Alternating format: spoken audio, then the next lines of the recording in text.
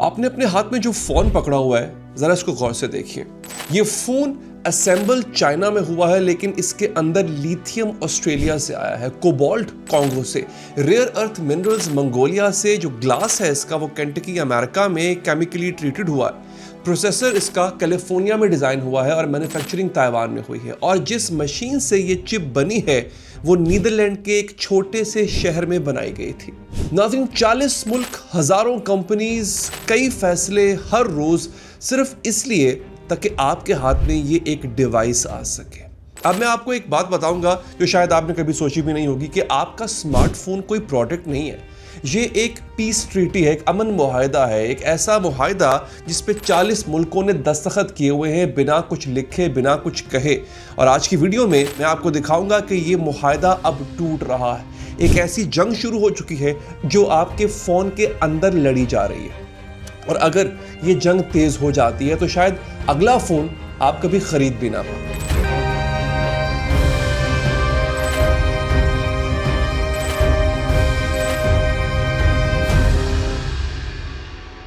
आपने आईफोन के पीछे कभी गौर से पढ़ा है? लिखा होता है designed bye apple in California, assembled in China. ये दुनिया के सबसे मशहूर जुमलों में से एक है और दुनिया का सबसे बड़ा मुगालता भी यही है। बाय द वे, आप सोचते हैं कि एप्पल एक अमेरिकन कंपनी है जो चाइना में अपना फोन बनवाती है। गलत। एप्पल कोई फैक्ट्री नहीं रखती है, फॉक्सकॉन को एप्पल नहीं चलाती है, कोबाल्ट माइंस पे एप्पल का कब्जा नहीं है, लिथियम एप्पल का नहीं है। एप्पल के पास सिर्फ 3 चीजें हैं: डिजाइन, ब्रांड और वो खौफनाक जिम्मेदारी कि 40 मुल्कों की सप्लाई चेन को हर रोज, हर मिनट परफेक्ट कोऑर्डिनेशन में चलाए रखना, बिना किसी रुकावट के, और वो भी हमेशा। देखिए, एक वाकया सुनाता हूं आपको। 2022 में चाइना के एक शहर योंगजो में एक फैक्ट्री में कोविड लॉकडाउन लगा था। वर्कर्स ने एहतजाज किया, प्रोटेक्शन 3 हफ्तों के लिए रुक गई थी। सिर्फ 3 हफ्ते, एक शहर, एक फैक्ट्री। एप्पल को $1 बिलियन हर हफ्ते का नुकसान हुआ था। $1 बिलियन का मतलब पता है क्या है? पाकिस्तान की पूरी आईटी एक्सपोर्ट इंडस्ट्री का 3 महीने का रेवेन्यू है। सिर्फ 3 हफ्ते में आईफोन प्रोडक्शन रुक गई थी। अब आप सोचिए, फिर एप्पल ने चाइना से निकलने का फैसला क्यों नहीं किया? I'm sure ट्राई की थी उसने, और सालों से कर भी रहा है। इंडिया शिफ्ट करने की कोशिश कर रहा है, वियतनाम में भी गया, लेकिन 2026 में भी 85% आईफोन्स अभी भी चाइना ही में बनते हैं। क्यों? क्योंकि सप्लाई चेन शिफ्ट करना फर्नीचर शिफ्ट करने जैसा नहीं है। चाइना ने सिर्फ फैक्ट्रीज नहीं बनाई, चाइना ने एक पूरा इकोसिस्टम बनाया। कंपोनेंट सप्लायर्स वॉकिंग डिस्टेंस पे हैं असेंबली लाइन से।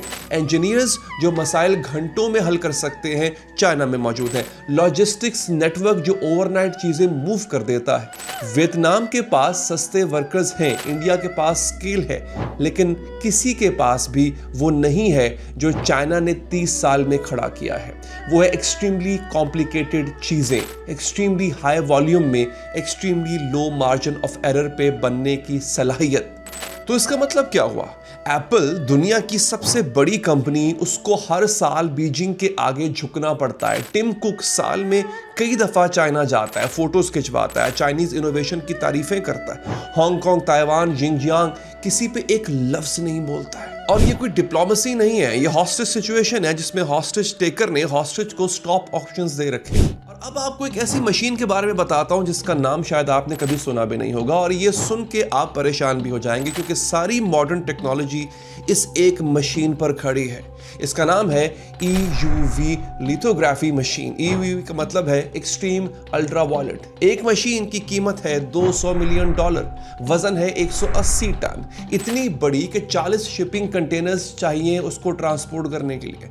और ये मशीन इतनी मुश्किल और पेचीदा है कि दुनिया भर में सिर्फ एक ही कंपनी इस तरह की मशीन बना सकती है, और कंपनी का नाम है ASML। हेडक्वार्टर नीदरलैंड के एक छोटे से गांव वेल्डोवन में है।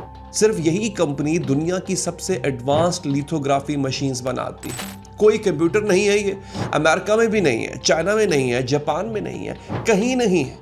अगर ASML कल शिपमेंट बंद कर दे तो अगले चंद महीनों में दुनिया भर में एडवांस्ड चिप की प्रोडक्शन रुक जाएगी।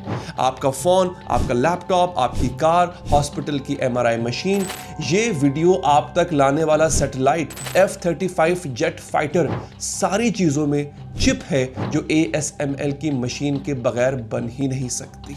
यहां पर एक सेकंड के लिए रुकिए, क्योंकि ये बात सुनकर मुझे आज भी यकीन नहीं आता है। हमने एक ग्लोबल सिविलाइजेशन बनाई है, ट्रिलियन डॉलर्स इधर से उधर हर रोज मूव होते हैं। बैंक्स, एयरलाइंस, हॉस्पिटल्स, मिलिट्रीज सब डिजिटल सिस्टम पे चल रहे हैं और ये सब का सब एक डच कंपनी के कोऑपरेशन पर खड़ा है। वेल्डोवन में अगर कल आग लग जाए तो ग्लोबल इकोनॉमी क्राइसिस में चली जाएगी। ASML का CEO अगर गुस्से हो जाए तो दुनिया की पॉलिटिक्स बदल जाएगी। किसी फॉरेन इंटेलिजेंस एजेंसी ने अगर सिर्फ एक प्रोडक्शन लाइन सैबोटाज कर दी तो मॉडर्न दुनिया रात के अंधेरे में डूब जाएगी। वॉशिंगटन को यह सब पता भी है, इसलिए पिछले 3 साल से अमेरिका नीदरलैंड्स को इफेक्टिवली बता रहा है कि ASML चाइना को क्या बेच सकती है और क्या नहीं बेच सकती है। नीदरलैंड्स का एक सॉवरन मकाम है, एक खुद मुख्तार मकाम है, लेकिन किताबों की हद तक। असल में ASML की एक्सपोर्ट्स के मामले में नीदरलैंड्स वही करता है जो वॉशिंगटन उसको बोलता है। डच गवर्नमेंट इस इंतज़ाम से खुश भी नहीं है, पब्लिक में ऑब्जेक्शन भी करती है, लेकिन हर बार उसको अमेरिका की बात मानना पड़ती है क्योंकि दूसरा कोई ऑप्शन है ही नहीं। अमेरिकन इकोनॉमिक वॉर के शिकार बनना इस वक्त डच हुकूमत के इख्तियार में भी नहीं और ना ही वो अफोर्ड कर सकता है। सॉवरेनिटी, खुद मुख्तारी, मेरे दोस्तों, ये वो चीज़ है जो आपके पास तब तक है जब तक आपसे बड़ी इकोनॉमी वाले आपसे इत्तफाक ना करते। अब हम कोबाल्ट की बात करते हैं। आपने शायद आज कोबाल्ट के बारे में नहीं सोचा होगा, आज सोचना पड़ेगा आपको। कोबाल्ट वो एलिमेंट है जो आपके फोन की बैटरी को चार्ज होल्ड करने में मदद करता है बगैर आग पकड़े। कोबाल्ट के बगैर लिथियम आयन बैटरी ड्रामेटिकली कम एफिशिएंट हो जाती है और खतरनाक हद तक फटने के चांसेस बढ़ जाते हैं। दुनिया का 70% कोबाल्ट एक मुल्क से निकलता है, डेमोक्रेटिक रिपब्लिक ऑफ कॉन्गो, और 70% कोबाल्ट रिफाइनिंग एक और मुल्क में होती है और वो है चाइना। मतलब सिंपल हिसाब है, आपके फोन की बैटरी फंक्शनली चाइनीज है, चाहे फोन एप्पल का लोगो लगा हो उस पे या फिर सैमसंग का या गूगल का। यहां पर कहानी जरा अनकंफर्टेबल भी हो जाती है। कोंगोलीज कोबाल्ट का एक बड़ा हिस्सा आर्टिसनल माइन से आता है। ये इंटरनेशनल डिप्लोमेटिक जुबान है, साफ जुबान में मतलब है अनरेगुलेटेड जो निज़ाम है वहाँ से आता है। जैसे फॉर एग्जांपल ऐसे हाथों में ये जाता है जो अक्सर बच्चे जिसकी खुदाई करते हैं, ऐसे लोगों के पास से आता है जिनके पास सेफ्टी का कोई इक्विपमेंट नहीं होता है, उनकी कोई तनख्वाह नहीं होती है और कभी कभी इसमें छोटे बच्चे भी शामिल किए जाते हैं। एमनेस्टी इंटरनेशनल ने ये सब डॉक्यूमेंट भी किया है, लॉ सूट्स चल रहे हैं। एप्पल, टेस्ला, सैमसंग, हर बड़ी कंपनी ने पब्लिकली कमिटमेंट्स दी हैं कि सप्लाई चेन ऑडिट किया जाएगा, एथिकल सोर्सिंग इंश्योर की जाएगी। अब हम उस हिस्से पे आते हैं जो अमेरिकन मिलिट्री प्लानर्स को जेन्युइनली डराता है, और जब मैं डराने की बात कर रहा हूं मैं मुबालगा नहीं कर रहा, एग्जैजरेशन नहीं कर रहा, सच में डराता है। और ये है TSMC, Taiwan semiconductor manufacturing company. ये कंपनी दुनिया की 90% सबसे एडवांस्ड चिप्स बनाती है। लेटेस्ट आईफोन की चिप TSMC ग्राफिक्स कार्ड जो AI को, आर्टिफिशियल इंटेलिजेंस को ट्रेन कर रहा है, TSMC बनाता है। F-35 जेट की जो चिप है TSMC ही बनाता है। बैकअप नहीं है, कोई प्लान बी भी नहीं है। एक कंपनी है एक छोटे से आइलैंड पे जो वो चिप्स बनाती है जिनमें मॉडर्न दुनिया चलती है। ताइवान एक सेल्फ गवर्निंग डेमोक्रेसी है, 23 मिलियन लोग रहते हैं। People's republic of China Taiwan को अपना ब्रेकअवे प्रोविंस यानी अपना ही सूबा समझता है और इसी बात पर डिस्प्यूट है जिसको वो रीयूनिफाई करना चाहता है। अगर जरूरी हुआ तो ताकत का इस्तेमाल भी करेगा। अमेरिका 70 साल से स्ट्रेटेजिक एम्बिग्युइटी मेंटेन कर रहा है और मतलब इसका यह है कि वो साफ कहता भी नहीं है कि ताइवान अमेरिका का इत्तेहादी है और ये भी मानने को तैयार नहीं है कि ताइवान चाइना का हिस्सा है। ये एम्बिग्युइटी, ये कंफ्यूजन अब काफ़ी हद तक कम हो रहा है। चाइना मिलिट्री एक्सरसाइजेस तेजी से बढ़ रही हैं। अमेरिका हथियार ज़्यादा बेच रहा है ताइवान को। जापान ने ओपनली कहना शुरू कर दिया है कि ताइवान का दिफा वो करेगा और हर संजीदा एनालिस्ट मान रहा है कि ताइवान क्राइसिस का सवाल कब का है, अगर का नहीं है, यानी कभी भी शुरू हो सकता है। चाइना अमेरिका के दरमियान ताइवान को लेकर जंग छिड़ सकती है। आखिर ताइवान इतना इंपॉर्टेंट क्यों है? अगर चाइना ताइवान पे हमला करता है, अमेरिका के पास 3 ऑप्शंस हैं। पहला, चाइना से जंग करो, जो न्यूक्लियर आर्म्ड मुल्क है, एक ऐसे आइलैंड के लिए जिसको अमेरिका फॉर्मली इंडिपेंडेंट भी नहीं मानता है। दूसरा, जंग नहीं करो और देखते रहो कि दुनिया की सबसे इंपॉर्टेंट मैन्युफैक्चरर चाइनीज कंट्रोल में चली जाए, जो बीजिंग को ग्लोबल टेक्नोलॉजी पे वो लीवरेज देगा जो 1973 में अरब कंट्रीज को तेल पे, ऑयल पे था। तीसरी ऑप्शन ये है जो पब्लिक में कोई डिस्कस नहीं करता। अगर चाइनीज हमला, चाइनीज इन्वेजन कामयाब नजर आने लगे, TSMC की फैसिलिटीज को खुद से जानबूझकर तबाह कर दो। कभी ताइवान खुद, कभी अमेरिका, कभी सैबोटाज से, ताकि ये फैसिलिटीज चाइनीज हाथों में जा ही ना पाए। मिलिट्री टर्मिनोलॉजी में इसको बोलते हैं ब्रोकन नेस्ट स्ट्रैटेजी। इसका लॉजिक क्या है कि अगर आप घोंसले को बचा नहीं सकते तो तोड़ दो, ताकि वो दुश्मन के हाथ ना लगे। आप ठीक समझ रहे हैं। American military analyst openly discuss कर रहे हैं दुनिया की सबसे इंपॉर्टेंट चिप मैन्युफैक्चरर को तबाह करने का ऑप्शन। एकेडमिक पेपर्स लिखे गए हैं इस पे, पेंटागन ने इस पे वॉर गेम्स खेली हैं। आपका स्मार्टफोन उस नैरो विंडो में वजूद रखता है जब ये सिनेरियो नहीं हुआ। ये विंडो सालों से छोटी होती जा रही है, 5 साल में बंद या फिर काफी हद तक नैरो हो सकती है। और आज जो आईफोन आप खरीद रहे हैं वो एक तरह से फाइनल एडिशन हो सकता है। जिस सप्लाई चेन ने ये बनाया है वो शायद अगला फोन बना ही ना पाए। अब मैं आपको बताता हूं कि पिछले 40 साल की ग्लोबलाइजेशन ने हमें क्या दिया है। सस्ती चीजें तो फिर भी मिल गई हैं, बेटर प्रोडक्ट्स भी मिल गए हैं हमें, लेकिन ग्लोबलाइजेशन ने हमें सबसे बड़ी चीज़ ये दी है, ये सहूलत कि हम ये प्रिटेंड कर सकें, हम ये सोच सकें कि सब कुछ सिंपल है।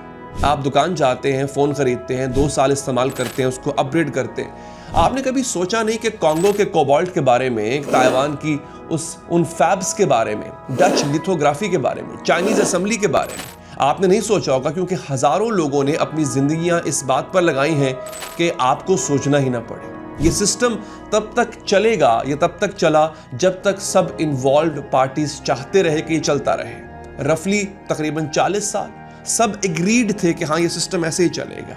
अमेरिका ने फैसला कर लिया है कि चाइनीज टेक्नोलॉजी का जो राइज है वो उसके लिए एग्जिस्टेंशियल थ्रेट है, उसके वजूद के लिए खतरा है। एक्टिव डिसमेंटल कर रहा है वो सप्लाई चेन्स जो फोन्स सस्ता बनाती हैं। चाइना ने फैसला कर लिया है कि अमेरिकन डोमिनेंस की भी एग्जिस्टेंशियल थ्रेट ही ली जाएगी। एक्टिव ऑल्टरनेट यानी मुतबादिल सिस्टम्स बनाए जाएं। यूरोप दरमियान में फंसा हुआ है, दोनों को कॉपरेशन पे लेक्चर देता है और अंदर अंदर वो भी इस ब्रेकअप की तैयारी कर रहा है। नीदरलैंड्स ना चाहते हुए साइड्स चूज कर रहा है। ताइवान दुआ कर रहा है कि कोई स्ट्रेटेजिक एम्बिग्युइटी का थ्योरी टेस्ट ना करे। कॉन्गो हमेशा की तरह हर बारी पावर के लिए सिर्फ रिसोर्स एक्सट्रैक्शन साइट बन के रह गया है। अगर आप पूछ रहे हैं कि इसको फिक्स कैसे किया जाए, यही सवाल सही सवाल है। 3 चीजें चाहिए, कोई भी सफिशिएंट स्केल पे हो नहीं रही, लेकिन वो 3 चीजें ही इसका हल है। सबसे पहला ये है कि एक ही मुल्क पे डिपेंड मत किया जाए, यानी मगरबी ममालिक को ज्यादा कीमतें कबूल करनी पड़ेंगी, कम प्रॉफिट पे आना पड़ेगा और जो दहाइयों की इन्वेस्टमेंट है वो भूलना पड़ेगी। दूसरा, इसका ऑल्टरनेटिव मटेरियल्स की रिसर्च की जाए, यानी मुतबादिल मटेरियल मादे कि जिनसे ये तमाम चीज़ें बन सकती हो। कोबाल्ट से हटके, रेयर अर्थ मिनरल से हटके, ताइवानीज चिप से हटके साइंस अभी भी एग्जिस्ट करती है, इनोवेशन की जाए, रिसर्च की जाए। तीसरा, स्ट्रेटेजिक स्टॉक पाइल्स, जिस तरह मुल्क इमरजेंसी के लिए तेल स्टोर करते हैं, वही chips, batteries, critical components store किए जा सकते हैं। देखिए 3 हल ये महंगे, तीनों को पॉलिटिकल कॉन्सेंसस यानी सियासी इत्तेहाद चाहिए है जो फिलहाल एग्जिस्ट नहीं करता। तीनों को शॉर्ट टर्म प्रॉफिट्स कुर्बान करने पड़ेंगे लॉन्ग टर्म रेजिलियंस के लिए। जो कॉर्पोरेट क्वार्टरली कैपिटलिज्म स्ट्रक्चरली करने के काबिल नहीं है। आपका फोन इन्फ्लेशन की वजह से महंगा नहीं हो रहा है, महंगा इसलिए हो रहा है कि सस्ती स्मूथ ग्लोबलाइजेशन का दौर खत्म हो रहा है और उसकी जगह लेने के लिए कुछ बनाया ही नहीं जा रहा। और इसके बाद नाजरीन आपके सामने 3 सिनारियोज हैं। पहला सिनारियो ये है मैनेज डीकपलिंग, यानी तकरीबन 30% अमेरिका और चाइना आहिस्ता आहिस्ता एक पैरेलल सप्लाई चेन्स बनाते जाएं। स्मार्टफोन एग्जिस्ट करते रहेंगे लेकिन महंगे होंगे, कम इनोवेटिव होंगे, रीजनली डिफरेंट होंगे, यानी अमेरिका का जो मार्केट का आईफोन है वो अलग होगा और जो चाइनीज का मार्केट का आईफोन है वो अलग होगा। इनोवेशन स्लो होगी, प्राइसेस ऊपर होंगी, सब थोड़ा थोड़ा जो है वो अपनी अपनी जगह से हिलेंगे, लेकिन सप्लाई बरकरार रहेगी। दूसरा, supply chain stock, probability around 45%। ये सबसे ज़्यादा लाइकली है कोई एक event, Taiwan crisis, Congo civil war, ASML पे major cyber attack, pandemic style disruption system को ब्रेक कर दे, स्मार्टफोन प्राइसेस ड्रामेटिकली ऊपर निकल जाएं, इनोवेशन कई सालों के लिए रुक जाए, ग्लोबल इकोनॉमी एडजस्ट कर ले, लेकिन सस्ते और पावरफुल इलेक्ट्रॉनिक्स का दौर फंक्शनली खत्म हो जाए। तीसरा scenario, catastrophic rupture, probability around 25%। China ने ताइवान पे हमला कर दिया या US China cold war hot war में बदल गई, TSMC फैसिलिटीज तबाह हो गई, ग्लोबल चिप प्रोडक्शन कोलैप्स हो गई।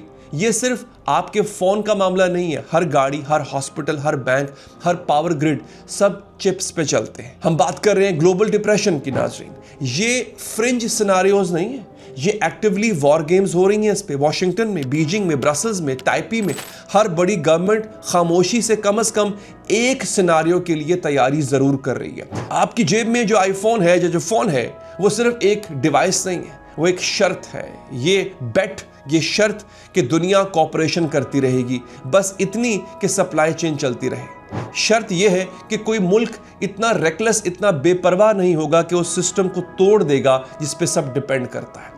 शर्त यह कि 40 साल से ये शर्त जीती जा रही है, शायद अगले 40 साल भी ये ऐसे ही चलता रहे, या शायद आने वाले इलेक्शन साइकिल तक चल ही ना पाए। आपका स्मार्टफोन कोई प्रोडक्ट नहीं है, ये एक सीजफायर है जिसने सिलिकॉन वैली का लोगो पहना हुआ है। अगर आप सच में ये समझना चाहते हैं कि ये सब क्या है, कि ये डच कंपनी क्या है जो सारी कहानी को बड़ी खामोशी से कंट्रोल करती है, तो अगली वीडियो मिस मत कीजिएगा।